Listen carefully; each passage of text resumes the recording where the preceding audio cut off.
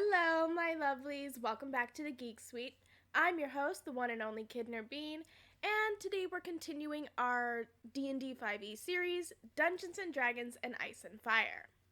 And before we get into this series, I know we normally do this where I do most of the talking behind the scenes, and then we do lots of visual aids, but I don't know, I just feel rude not saying hi to you all in person, so hello. Welcome. If you're new to this channel, be sure to hit like and subscribe and ring that notification bell so you don't miss out on any of our delicious Geek Suite content. Today's video is another poll-winning selection for our D&D 5e series, and today we're going to be discussing the character Asha and or Yara Greyjoy. So, let's go ahead and get started. Alrighty, my lovelies.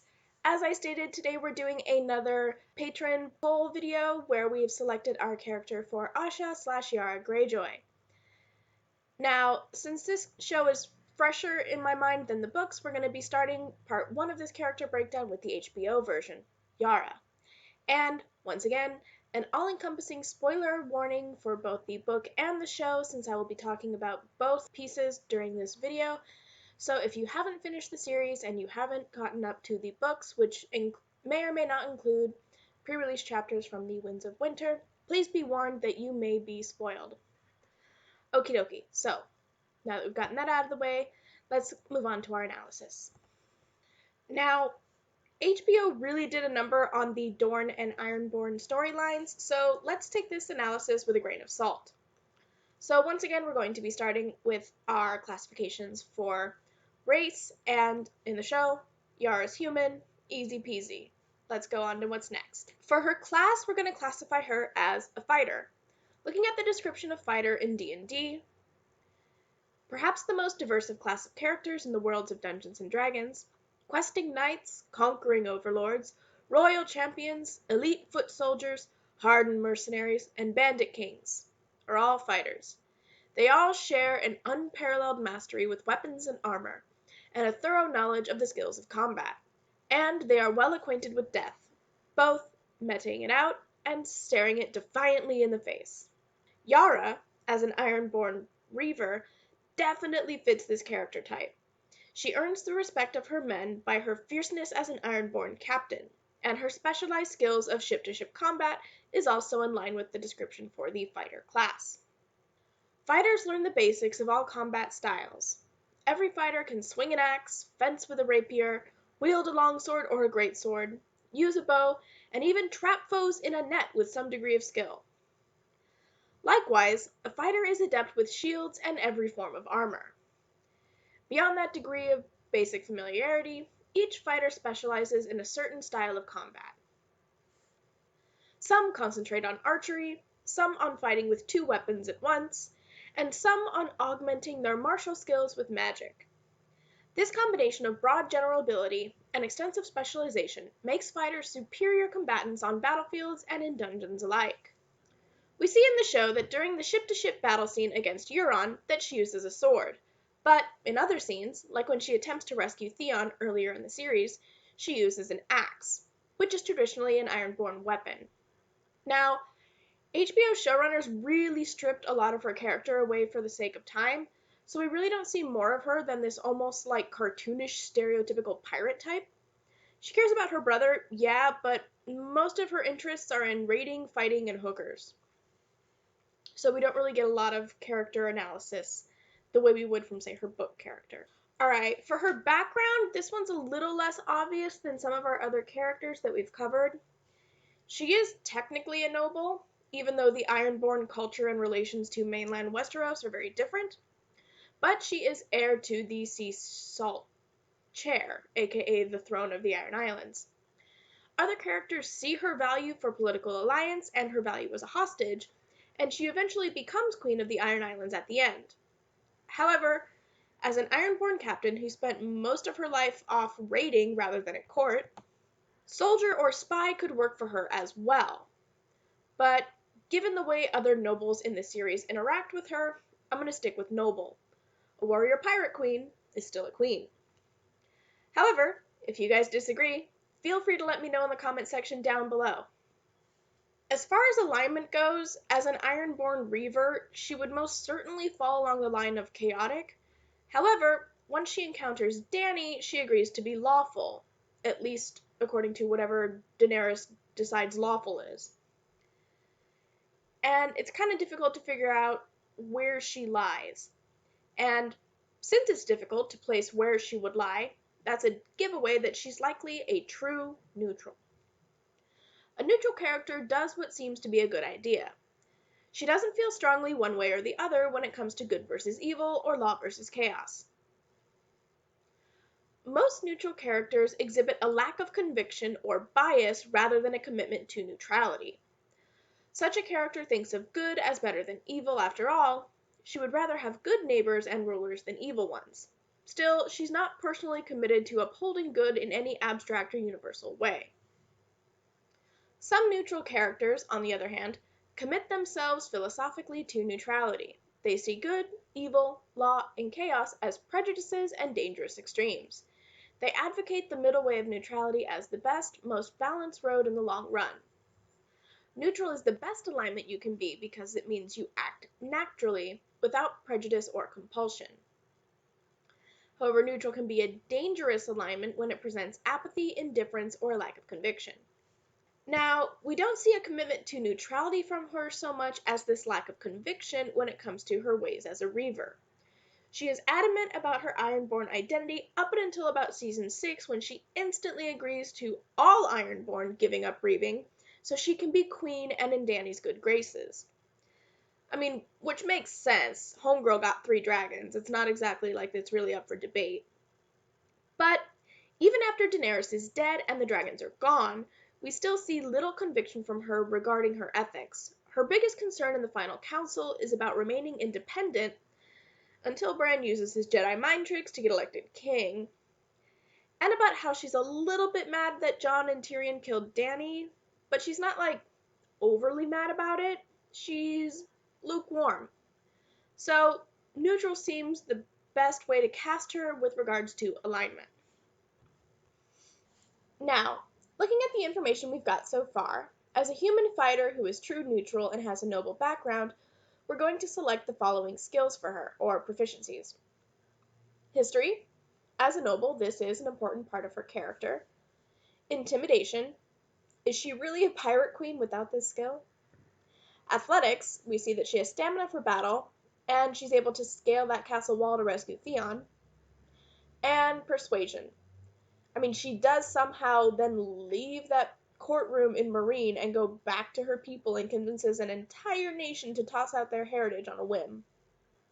Okay, so now that we've gotten things like race, class, alignment, and such out of the way, let's see how her character skills break down. And once again, I'm going to explain how we're going to be giving these scores. We're doing a sort of blending of D&D metrics to see where these various skills and abilities level out for HBO's Yara Greyjoy. Now, typically in D&D, you roll to determine your given abilities and strengths, with an average being about a 10, 14 to 16 being on the high end, and 18 and over being reserved for supernaturally powerful beings, which in Game of Thrones, these would be people like the Night King, the Zombie Mountain, the Dragons, and Bran. And Arya, aka Wolverine, if David and Dan had their way. Instead of rolling for these abilities, we're going to be looking at evidence from the series to determine where on the 10 to 18 scale Yara will be panning out. Alright, so just going straight from top to bottom of our D&D 5e character sheet, we're starting with strength. And for Yara, we're going to put that in at a 14. We can see that she can hold her own in battle, but she's still pretty easily overpowered by Euron when he takes over her boat and attacks her. So we're going to take that into account and put her into 14, on the low end of high, which is what we would expect based on what we see on screen from Yara. Alright, moving on to the next category, we have dexterity. Yara has athletic skills as a fighter, and we see this with her skills in battle, especially with ship-to-ship battle, where balance is even more difficult. We see that she can successfully use stealth and grace as well as strength when she rescues Theon, and she's able to carry herself at court when she meets with Dany. So for that, we're going to put her in at a 12. Higher than average, but not ninja level. Moving on to Constitution, she is going to be above average here, and this is largely due to her training as a fighter. While Euron overpowers her very quickly, she's taken a couple of hits in battle before facing him, taking down numerous members of Euron's team. When we next see her, she doesn't look too worse for wear, considering all of the horror that we, could have imagined has been inflicted upon her. And she's able to be paraded through the streets of King's Landing to be presented as a prize for Cersei. When Theon eventually comes to help her escape, she only needs a little help. So she's fairly average, but is able to take more hits than another woman her age because of her Ironborn background and upbringing. So we'll put that at a 13. Okie dokie. Let's move on to intelligence and wisdom. Now, Yara doesn't really get a character arc other than being a lesbian who likes to fight, and even then, that's only from like season 6 onward. But for the Theon escape plan, we don't really see much of plotting or thought-based plot stuff for her, and even then, her escape plan fails. So, we're gonna put her in at like a 9. She's portrayed as kind of like this dumb jock stereotype. Alright, well, that covers intelligence. Let's move on to wisdom. She's not really interested in anyone's opinion other than, like, Dany's or Ilaria Sands. If it's not about fighting or f***ing, she's not all that concerned. She is wise enough to learn from all the times Euron tries to kill her, so we're just gonna go ahead and leave her wisdom at about a 10. Alright, so now we're down to our last section, charisma. And I think they wanted her to be like charismatic and sassy and an LGBT fave, but that just didn't happen for Yara. She's rough and tough and a salty bitch through and through. She is a little flirty with Dany when they first meet, and she has some chemistry with Mama Snake, but other than that, she is not someone people get along with. Which is why her men like her, and that's mostly a cultural thing. But all of her interactions with Theon and trying to pep talk him are just total dumpster fires. So, for charisma, we're going to go ahead and give Yara a kind of sad little 8. And speaking of charisma, I sure hope I don't rub you guys the wrong way when I come on here to promote my Patreon page. Patrons are who make this channel possible. Our patrons get access to exclusive content, early access to our videos, and things like being able to take part in the polls that chose the topic for today's video, and access to things like our Geek Suite Discord server. For more information, our Patreon page link will be put here somewhere, and the link will also be down in the description section down below. Okay, let's get back to our discussion. Now, looking at things like armor class and initiative, for other characters we've just kind of skimmed over them, but these may be more important for a fighter class character like Yara. Yara, as an Ironborn, typically only wears boiled leather when she's in her battle gear. And this makes sense. If most of her combat is at sea, then she wouldn't want to be drowned in a suit of armor if she goes overboard. So leather armor gives her an armor class of 11, which is just slightly higher than having no armor, which is 10. Her initiative is going to be a basic 0, and her speed will be 30 since her armor doesn't weigh her down, and she also doesn't appear to have these magic jetpack abilities that we see other characters have on the show in the later seasons. Alright, now for the rest of this character sheet, we're really only going to stick to boxes that are most relevant for character comparison.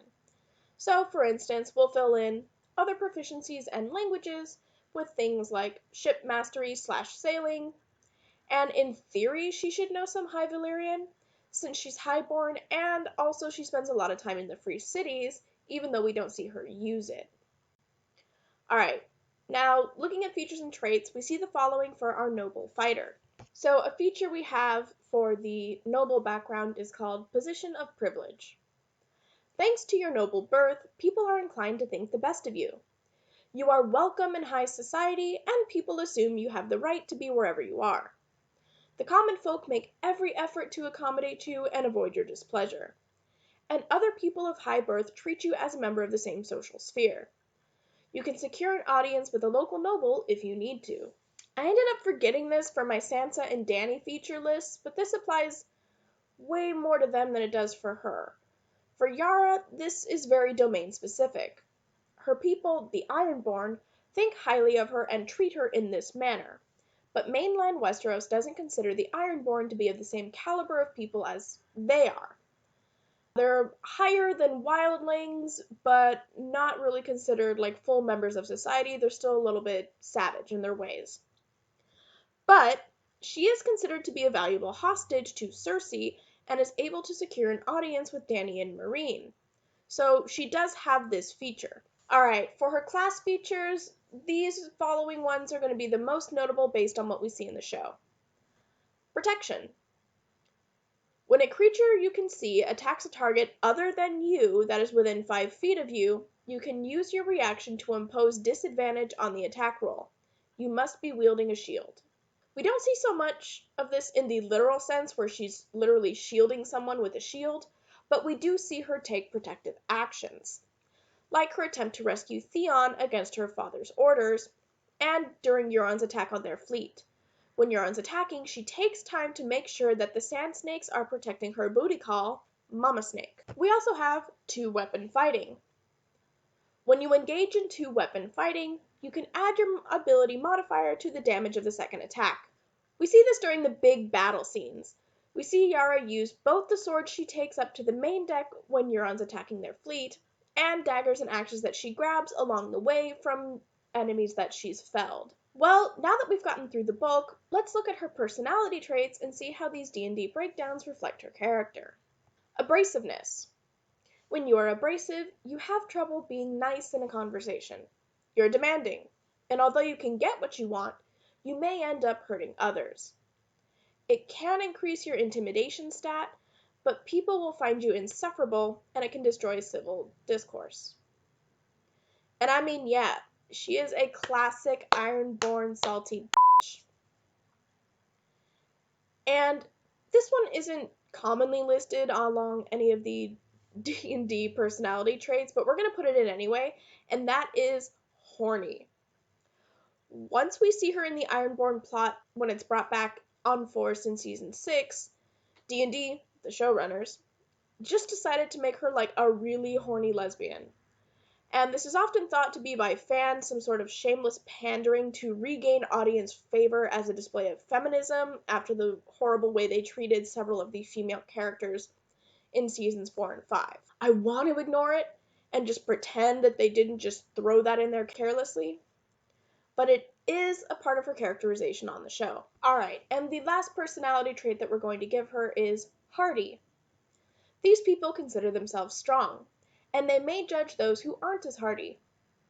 The problem is that they can sometimes overestimate their strength, and they may end up getting hurt as a result. Again, this goes along with her Ironborn personality.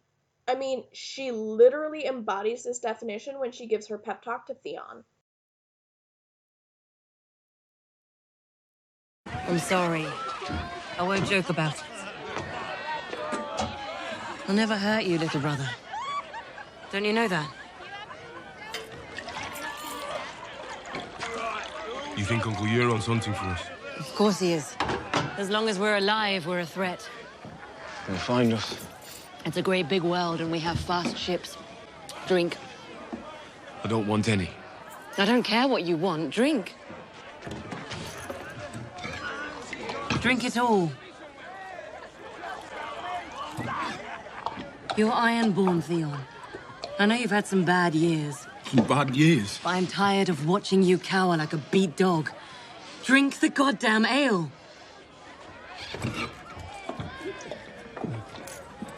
Now listen to me. I need you. The real Theon Greyjoy, not this rat shit pretender. Can you find him for me? Drink. You escaped, you hear me?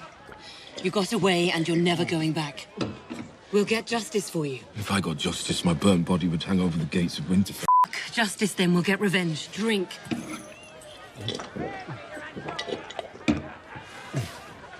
Listen to me. If you're so broken that there's no coming back, take a knife and cut your wrists. End it. But if you're staying, Theon, I need you. We're gonna sail to Meereen. We're gonna make a pact with this Dragon Queen. And we're gonna take back the Iron Islands. Are you with me? Are you really with me?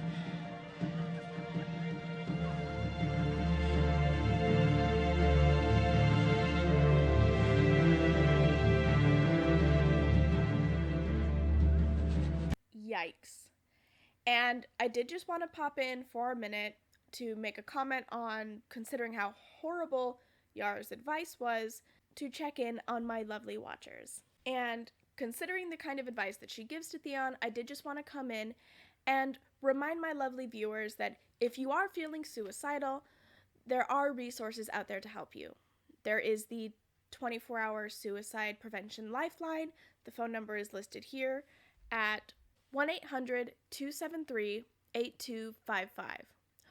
Or you can text in to the text line, since nobody uses phones anymore, by texting HELLO to 741-741. These resources are available 24/7 and are completely free. Stay safe, my lovelies. Remember that you are loved, you are valued, and that there are people, myself included, who love you and care for you and are here for you. Okay, let's get back to talking about Yara. Okay, moving on to the last bits. Her ideals are pretty simple. They're freedom and independence. She wants the Ironborn to be independent, much like every Ironborn leader who's come before her. And she wants freedom from the Wheel, or Westerosi influence. I suppose we can throw family in there, since she and Theon's stories seem to revolve around saving each other because they're family, even though they don't really know each other, like, at all. And, this is due to Theon being raised in Winterfell for most of his life. And, Theon literally didn't recognize her when he returned to the Iron Islands, and then this happened. For bonds, these are people that she has relationships in the show, so that would be Theon, Balon, her dad, I guess, and Dany. And her biggest flaw, other than bad writing, is going to be her blandness and one-dimensionality, which I guess is just the same as bad writing. So her biggest flaw is that she was poorly written. She was really watered down and non-existent for much of the show, considering how big a role she had, or was supposed to have. Well, here you have it.